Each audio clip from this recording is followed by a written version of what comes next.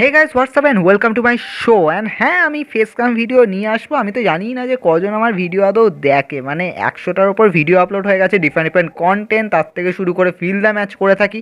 তো anyway guys, কালকে আমরা অ্যাজ আমাদের রিপাবলিক ডের তরফে আমি ভাবলাম যে একটা স্পেশাল কিছু করা যাক। তো আমি ডাব্লিউডাব্লিউ সুপারস্টার স্পেকটাকল যেটা আগের বছর হয়েছিল, তো সেটাকে একটুখানি রিভিউ করছিলাম। বাট হ্যাঁ, আমি ওখানে কোনো ম্যাচকে রিভিউ করিনি বা রিয়াকশনও দিইনি, আমি যেটা রিয়েলিটি সেটাকে নিয়ে ডিসকাশন করেছি। তাই এই ভিডিওটা দেখলে তখন বুঝতে পারবে যে আমি কী বলতে চেয়েছি। আর সত্যিই তো মানে খুবই খারাপ লাগছে, মানে যারা যারা ওই ইভেন্টে পারফর্ম করেছিল তারা আজকে অনেকেই আছে যারা ডাব্লিউডাব্লিউতে নেই, আর যারা মানে আছে তারা আছে কি না আমি কিছু জানি না। বাট এনিওয়ে ওটাকে নিয়ে তো আজকে এই ভিডিওতেও ডিসকাশন করবো।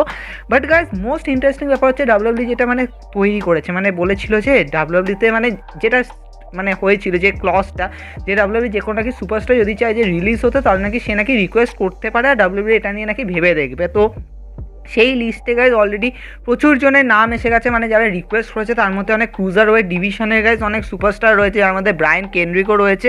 নর্মালি ঠিক আছে, কিন্তু মোস্ট ইম্পর্টেন্ট ব্যাপার হচ্ছে ভাই মুস্তাফা আলী। ভাই মুস্তাফা আলী তো তোমরা জানোই যে কীরকম বুকিং চলছিল অ্যাজ রেট্রিবিউশনের তরফে, আর অ্যাজ মনসুর আর মুস্তাফা আলীর যে মানে ওভারঅল যে ব্যাটেলটা চলছিল, মানে যে রাইভেলিটা চলছিল সেটাও তো শেষ হয়ে গেছিলো।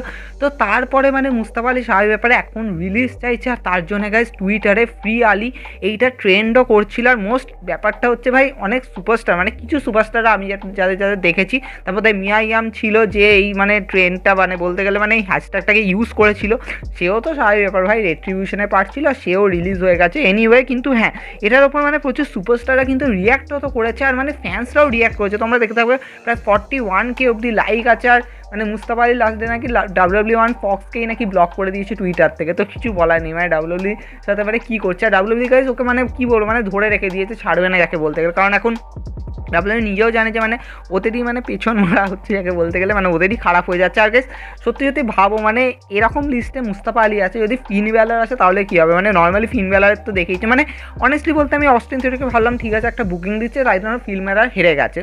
এবার guys what about AJ Styles. Guys AJ Styles যেহেতু মানে কেরিয়ারে এরকম কিছু আছে, মানে বলতে গেলে মানে former WWE champion, grand slam champion, তাই জন্য মানে এজে স্টাইল জিতে গেল অস্টিন থিওরির কাছে।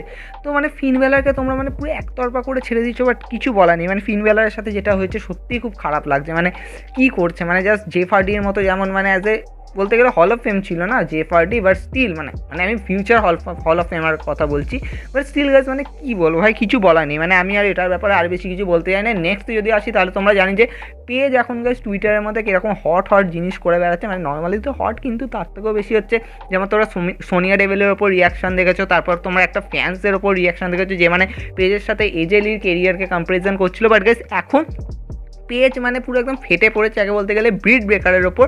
মানে পেজ বলেছে ব্রিড ব্রেকারকে আমার খুব ভালো লাগে এরকম, আর ব্রিড ব্রেকারও বলেছে আমি একটা হিউজ ফ্যান পেজের। এখান দিয়ে গাইজ মানে সব ফ্যান্সরা মানে এটাই মানে ভাবছে যে, কারণ দেখো তোমরা অনেকেই জানো যে লিটাকে নাকি AEW একটা মানে কী বলবো কন্ট্রাক্ট দিয়েছিল, তাকেও চেয়েছিল নিজেদের বিজনেসে আনার, কিন্তু AEWর সাথে কন্ট্রাক্ট করতে করতে সাডেনলি ডাব্লিউডাব্লিউ মানে ওকে ইনভাইট করে দিয়েছে, আর ও স্ম্যাকডাউনে চলে গেছে, আর স্বাভাবিকভাবে মানে লিটাকে পায়নি AEW। তো এখন গাইজ হতেও পারে যে AEW হয়তো পেজকে নিল। নর্মালি এখন পেজের মানে রিটার্ন ডাব্লিউডাব্লিউতে নিয়ে মানে প্রচুর জন হাইপ তো ক্রিয়েট হয়েছে, রয়্যাল রাম্বলে আসতে পারে, রয়্যাল রাম্বলে একটা গ্রেটেস্ট থিং কিছু না কিছু হতে চলেছে। অ্যাজ আমরা এজকে দেখেছি আসতে, তো পেজও আসতেই পারে আফটার রিটায়ারমেন্টের পর, বলতে গেলে মানে ইনজুরি হয়েছে, রিটায়ারমেন্ট হয়েছে, তো স্বাভাবিক ব্যাপার। তারপরে আমরা জেনারেল ম্যানেজার অ্যাজ এ দেখেছি, তো তারপরে ভাই পেজ তো একটা আলাদাই ব্যাপার guys. Fighting with my family একটা আলাদা মুভি হয়েছে পেজকে নিয়ে, মানে পেজের ওভারঅল লাইফটাকে নিয়ে। বাট আমি বলবো যে ভাই তার মানে কি এরকম হতে চলেছে যে AEWতে একটা পেজ ভার্সেস মানে পেজ আর ব্রিড ব্রেকারের মধ্যে একটা মানে রাইভেলি চলবে, কারণ ব্রিড ব্রেকার এখন মানে যে স্পটে চলে গেছে, মানে সত্যি বলতে গেলে ওমেন্স ডিভিশনে একটা গ্রেট স্পট যাকে বলতে গেলে। তো এখানে মানে প্রচুরজন মানে এটা মানে হাইপ ক্রিয়েট করে প্রচুরজন ভাবছে যে তাহলে হয়তো এটা হতে পারে যে হয়তো AEWর সাথে হয়তো মানে কী বলবো মানে পেজকে হয়তো রিলেট করানো হচ্ছে। বাট স্টিল আমি বলবো যে এত তাড়াতাড়ি কিছু ভেবো না, কারণ পেজের যা মানে পেজ যা সমস্ত টুইট করছে তাতে মানে কিছুই বোঝা যাচ্ছে না আইদার তো ডাব্লিউডাব্লিউতে আসবে কিনা নাকি মানে AEWতে যাবে কিনা। বাট স্টিল মানে পেজ অ্যাজ এ কম্পিটিটার বা বলতে গেলে মানে অ্যাজ এ রেসলারদেরকে মানে অ্যাজ এ বলতে গেলে মানে কী বলবো শাইন করানোর চেষ্টা করছে, তাদের উপর একটা ফোকাস রাখছে, তো সেটাই একটা মেন ব্যাপার। আদারওয়াইজ গাইজ এখানে আমরা তেমন কিছু দেখতে পাচ্ছি না। তারপরে গাইজ যদি আমি বলি তাহলে তোমরা সবাই জানো যে এলিমিনেশন চেম্বার, এবছরে এলিমিনেশন চেম্বার গাইজ সৌদি আরবিয়াতে হতে চলেছে। আর নর্মালি আমরা ভেবেছিলাম বোধহয় সৌদি আরবিয়ার নেক্সট পেপার ভিউ হবে সুপার শোডাউন, বাট না, ওটা এলিমিনেশন চেম্বার হবে আর নর্মালি ফেব্রুয়ারি 19 হবে। আর গাইস এর জন্য কিন্তু অলরেডি অ্যাডভার্টাইজমেন্টে guys Seth Freakin Rollins, Bobby Lashley, তার সাথে সাথে Brock Lesnar, Roman Reigns, Becky Lynch, Charlotte Flair guys মানে বুঝতে পারছো মানে টপ নামকে গাইস মানে ইন্ট্রোডিউস করা হয়েছে বলা যেতে পারে, মানে অ্যাজ এ অ্যাডভার্টাইজমেন্টে ইউজ করা হয়েছে সৌদি আরবিয়াতে। তো বলা যেতেই পারে যে মানে এই ইভেন্টটা তো স্পেশাল হবে আর এই ইভেন্টটা হয়তো এদেরকেও দেখা যাবে। আর মোস্ট প্রবাবলি সবাই ভাবছে বোধহয় হয়তো এলিমিনেশন চেম্বারে হয়তো ডাব্লিউডব্লিউ চ্যাম্পিয়নশিপ অথবা ইউনিভার্সাল চ্যাম্পিয়নশিপকে ডিফেন্ডও হয়তো হতে দেখা যেতে পারে। কারণ নর্মালি যদি আমি রোমান রেন্স যদি রিটার্ন করে বেরিয়ে যায় তাহলে হয়তো রোমান রেন্সের কাছে হয়তো একটা বড় স্কোপ দেখাবে যে মানে কী বলবো এলিমিনেশন চেম্বারের মধ্যেও টাইটেল রিটার্ন করে চলে গেল, তো এটাও হয়তো দেখাতে যেতে পারে। তার থেকেও বড় আরও অনেক কিছু হতে পারে, they are no doubt, but still guys elimination chamber ফেব্রুয়ারিতে আছে বলে কথা, তো মানে যথেষ্ট বেশি আমাদেরকে বলা যেতে পারে এন্টারটেইন করবে। এরপরে গাইস যদি আমি কথা বলি, তোমরা জানো যে লাস্ট ইয়ার রাসেলমেনিয়াতে আমরা একটা সেলিব্রিটিকে দেখেছিলাম, সত্যি বলতে গেলে কি করে দিয়েছে ভাই সেলিব্রিটি, মানে সত্যি তোমরা রয়্যাল রাম্বলে অ্যাপিয়ারেন্স দেখেছিলে ব্যাড বানির, আর তারপরে আমরা রাসেলমেনিয়া দেখতে পেয়েছিলাম একটা ট্যাগ ম্যাচে ছিল, যেটা কাদের সাথে ছিল হয়তো জন মরিসন মিস, আর তার এগেনস্টে ছিল ডেমিয়ান প্রিস্ট আর ব্যাড বানি, আর সাহেব আবার ফেস টিম তো জিতেইছে। কিন্তু হ্যাঁ ব্যাড বানি কিন্তু যথেষ্ট ভালো স্পট পেয়েছে, অনেক মানে মুভস ইউজ করেছে, তো দে আর নো ডাউট। বাট এবছরের জন্য গাইজ রাসেলমেনিয়াতে ভাবা হচ্ছে যে একজন নাকি সেলিব্রিটি আসতে চলেছে, আর সেটা আর কেউ নয় মানে জ্যাকাস ফরএভারে তোমরা জানোই যে অ্যাক্টার, সে হচ্ছে গাইজ জনি নক্সভিল। আর জনি নক্সভিল অলরেডি মানে বলতে গেলে প্রচুর হাইপ ক্রিয়েট করেছে রয়্যাল রাম্বলকে নিয়ে, প্রচুর সুপারস্টারকে মানে ছুড়ে দিচ্ছে, এই করে দিচ্ছে ওই করে দিচ্ছে গাইজ, ফটোশপ ক্রিয়েট করছে। বাট হ্যাঁ জনি নক্সভিলকে মনে হচ্ছে মানে রাসেলমেনিয়ার মধ্যে মানে কিছু একটা মানে স্পট দেবেই, হতে পারে হয়তো তোমরা দেখতে পারো হয়তো কোনো একটা ট্যাগ টিমের মধ্যে হয়তো ইনক্লুড করা হলো, সেটাও হতে পারে, মানে ছোটোখাটো একটা স্পট দিতেই পারে।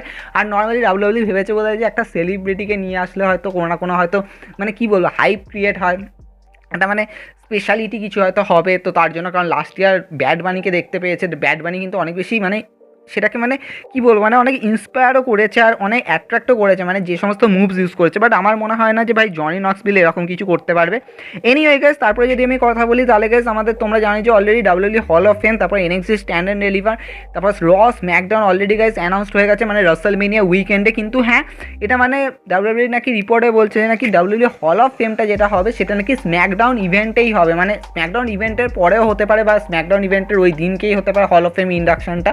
আর গাইস মানে আমার মনে হচ্ছে ওই দিনকেই হবে, বাট নট ওই ইভেন্ট মানে ওই মানে কী বলবো ওই শোতে হবে, মানে স্ম্যাকডাউনে হবে বলে আমার মনে হচ্ছে। বাট হ্যাঁ ওর পরে হয়তো হতে পারে ওই একই সেটে। আর guys NXT Stand and Deliver ওইটা নাকি হবে হচ্ছে রাসেলমেনিয়া নাইট ওয়ানে, গাইজ এটা রিপোর্ট বলছে, মানে নাইট ওয়ানের হয়তো আগে হতে পারে তারপরে হয়তো নাইট ওয়ান হলো, তো এরকমভাবে হয়তো সেট হতে পারে, মানে একদমই যে নাইট ওয়ানেই হবে তাহলে নাইট ওয়ানের ম্যাচটা হতে হবে, তো সেটা এরকমভাবে ভাবা হচ্ছে।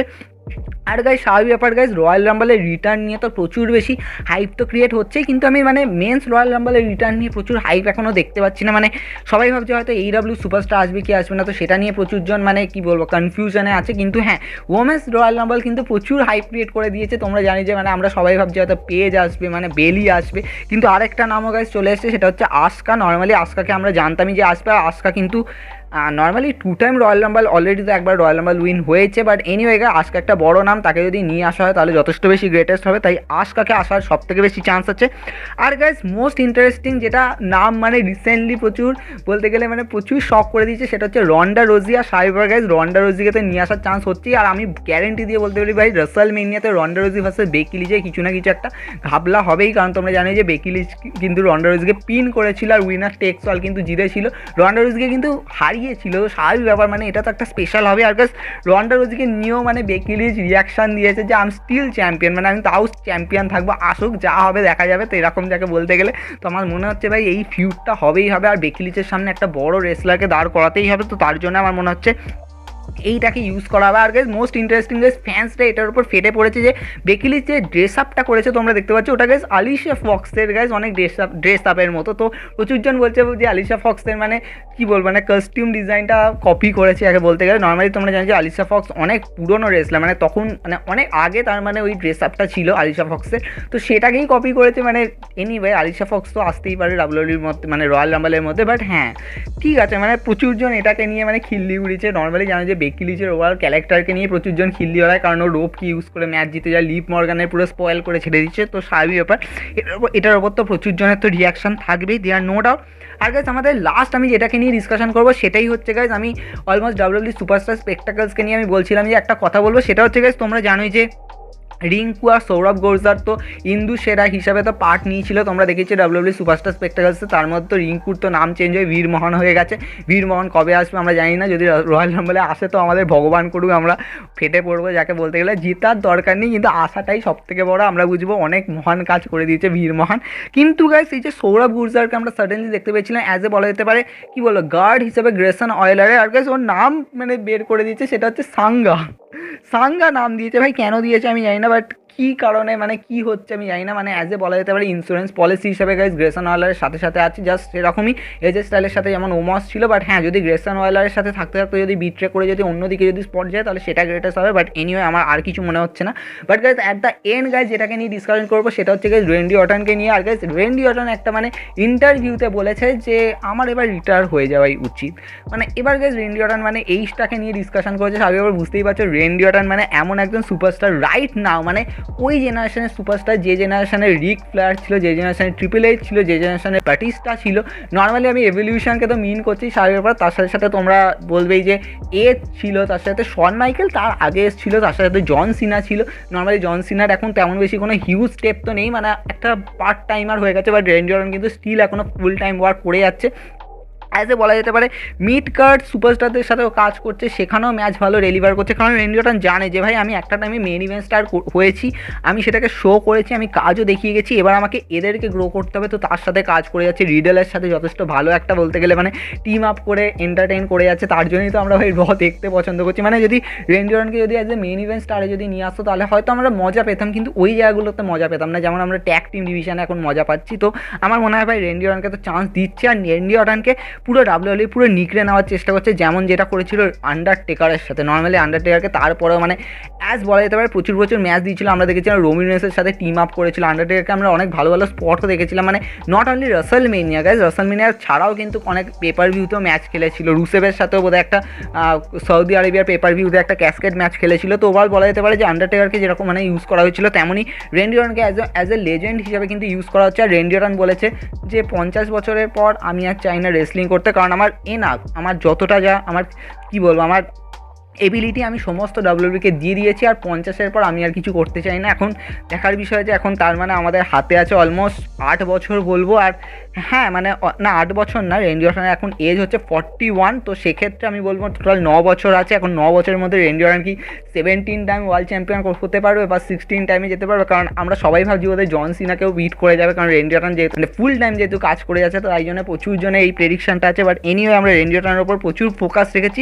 আর রেন্ডি অর্টন এটাও বলেছে যে আমি সবসময় আমার ওয়াইফের থেকে প্রচুর ইন্সপিরেশন পাই, আর ওয়াইফ আমাকে মানে কি মর্টন স্বাভাবিক ব্যাপার তোমরা জানোই যে সে বলে যে যতক্ষণ না তোমার মনে হচ্ছে তুমি ছাড়বে না ততক্ষণ তুমি কাজটা করে যাও, এমন কোনো ভাবার কিছু নেই। আর হ্যাঁ রেন্ডি অর্টন বলেছে যে একটা বড় রেসপন্সিবিলিটি হচ্ছে as A be a father, মানে একটা বাবা হওয়ার রেসপন্সিবিলিটি একটা আলাদাই।